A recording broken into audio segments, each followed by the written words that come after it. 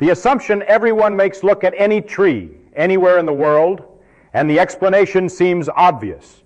A massive trunk rises from the ground, branches stretch outward, and roots disappear deep into the soil below. From childhood, we are taught a simple idea. Trees grow by taking material from the earth. The ground becomes the tree. It feels so self-evident that almost no one questions it. After all, plants are anchored in dirt. Farmers enrich soil to help crops grow faster. Fertilizer makes plants larger, removes soil, and plants die. Every visible clue appears to confirm the same conclusion. Trees are built from the ground beneath them. If you were asked where a tree's weight comes from, the natural answer would be soil, minerals, and water absorbed through roots. The logic seems flawless. A tiny seed enters the earth, and over decades it transforms into tons of solid wood. Something must supply that mass, and the only visible source is the ground itself. But this certainty hides a quiet problem. Imagine planting a small sapling in a large pot filled with carefully measured soil. Years later, the tree grows taller than a house, its trunk thick and heavy, its branches spreading wide. Now imagine weighing the soil again. Common sense predicts the soil should be dramatically lighter. After all, the tree clearly gained enormous mass. That material must have come from somewhere. Yet when scientists eventually performed this exact test, the result was deeply unsettling. The soil barely changed. This outcome contradicts intuition so strongly that most people reject it at first. If trees are not made from soil, then where does all that wood come from? How can something solid appear without consuming an equally large amount of solid material? The paradox feels almost impossible because our everyday experience trains us to associate growth with accumulation. Buildings require bricks, sculptures require stone. Larger objects demand more physical substance. Nature, we assume, must follow the same rule. But nature often hides its most important processes in places we rarely notice. While we watch roots digging downward, something far more important is happening above them, silently, constantly, and invisibly. Leaves interact with sunlight and air in ways that defy ordinary expectation. The true source of a tree's mass is present everywhere around us, yet almost completely ignored, because it cannot be seen or touched. This is where intuition begins to fail. The story of how trees actually grow does not start underground. It begins in the atmosphere itself, in something so familiar we overlook it every second of our lives. The air surrounding a tree, seemingly empty, contains the real building blocks of forests. And once this idea is understood, a simple tree stops being a product of soil and becomes something far stranger. Solid matter assembled from the that destroyed sky. Common sense in the 1600s, long before modern physics or chemistry existed. A scientist named Jan Baptist van Helmont decided to test a question most people thought already had an obvious answer. Instead of trusting intuition, he chose measurement. He planted a small willow tree in a large pot containing a carefully weighed amount of dry soil. The experiment was simple but unusually precise for its time. He covered the soil to prevent contamination and watered the plant only with measured rainwater. Nothing else was added, no fertilizer, no extra material, no hidden inputs. Then he waited. For 5 years, the tree grew steadily. Its trunk thickened, branches expanded, and leaves multiplied season after season. What began as a small sapling transformed into a large, heavy tree, weighing over 70 kilograms more than when it was planted. Now came the crucial moment. Van Helmont removed the tree and weighed the soil again.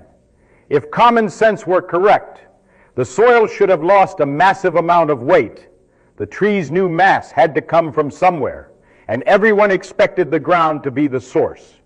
But the measurement revealed something astonishing. The soil had lost only a tiny fraction of its original weight, barely enough to explain even a small portion of the tree's growth. Nearly all the added mass appeared from nowhere the experiment could detect. This result created a scientific mystery that lasted centuries. If the tree was not built from soil, then what supplied the material forming wood, bark, and leaves? At the time, Van Helmont concluded the mass came from water, which seemed reasonable but incomplete. The real answer would only emerge much later when chemistry and physics advanced enough to analyze air itself. The experiment quietly overturned humanity's deepest assumption about growth. It revealed that visible matter does not always come from visible sources. A massive solid structure could emerge while the ground beneath it remained almost unchanged. The implication was unsettling. The true ingredients of life might be hidden in something humans barely considered material at all. The question shifted dramatically. Instead of asking what trees take from the earth, scientists began asking what they take from the sky. And that question would eventually rewrite our understanding of matter itself. The invisible ingredient hidden in plain sight. The answer to the mystery did not arrive quickly.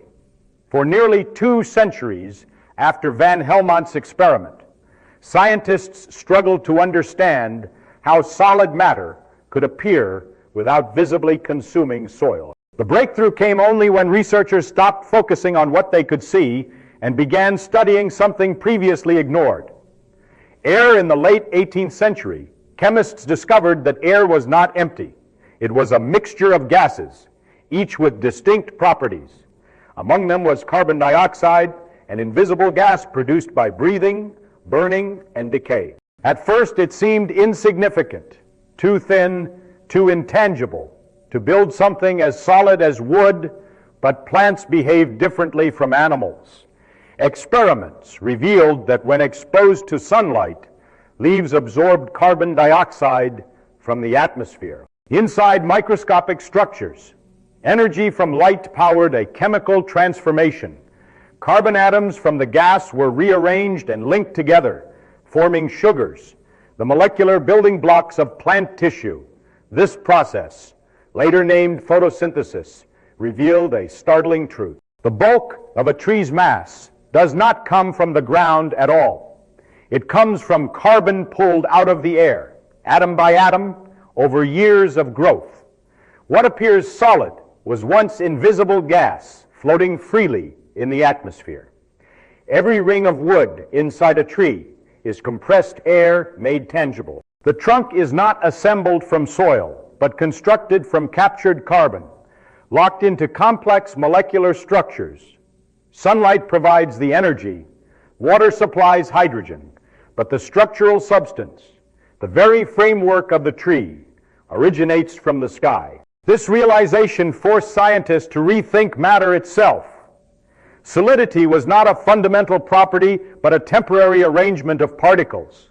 Something weightless and unseen could transform into something rigid enough to support tons of mass. The paradox deepened. Humans walk through the raw material of forests every day without noticing it. Each breath contains atoms that may one day become leaves, branches, or entire ecosystems. The invisible was no longer empty. It was potential, waiting for the right physical rules to turn air into life. Feynman's deeper lesson about reality decades later. Physicist Richard Feynman used examples like this to illustrate a deeper problem in how humans understand the world. The mistake was never simply about trees or soil. It was about intuition itself. Human perception evolved to survive, not to reveal physical truth. To the human mind, solidity feels fundamental. Objects appear stable, continuous, and self-contained. A tree looks like a permanent structure rooted in the earth. Yet physics reveals that what we call solid matter is mostly empty space, held together by invisible forces acting between tiny particles. Feynman often emphasized that scientific understanding begins when common sense fails. Reality does not obey the categories our brains naturally create. Instead, it follows mathematical relationships operating far beneath everyday experience. The tree paradox demonstrates this perfectly. Our senses report growth emerging from the ground because roots disappear into soil. Vision fills gaps with assumptions, constructing a story that feels logical even when measurements contradict it. Physics replaces assumption with mechanism. At the atomic level, carbon atoms captured from air rearrange through chemical bonds governed by quantum rules.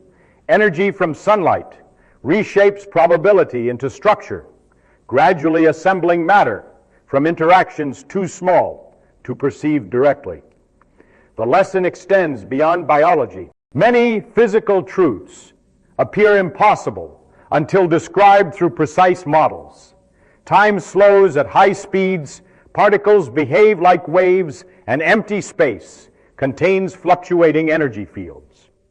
Each discovery challenges intuition in the same way the growing tree once did. Feynman argued that confusion is not a failure of understanding, but evidence of approaching reality more closely. When explanations feel strange, it often means they are moving beyond human bias toward deeper accuracy. The invisible processes shaping a tree are not exceptions. They are reminders that reality operates according to principles independent of human expectation, principles that quietly reshape everything we believe we see. The world is built from what you cannot see once the full explanation becomes clear. The ordinary world begins to look different. A forest is no longer just a collection of trees rising from soil. It becomes a vast transformation system, constantly converting sunlight and invisible gas into structure, weight, and life. Every trunk, branch, and leaf is a record of atoms gathered silently from the atmosphere over time. The deeper realization is unsettling but powerful. Most of reality is not directly observable. Humans evolved to notice motion, color, and danger, not molecular exchange or quantum interaction. What feels obvious is often only a surface interpretation, layered over processes too small or too slow to detect. The tree paradox teaches a broader scientific lesson.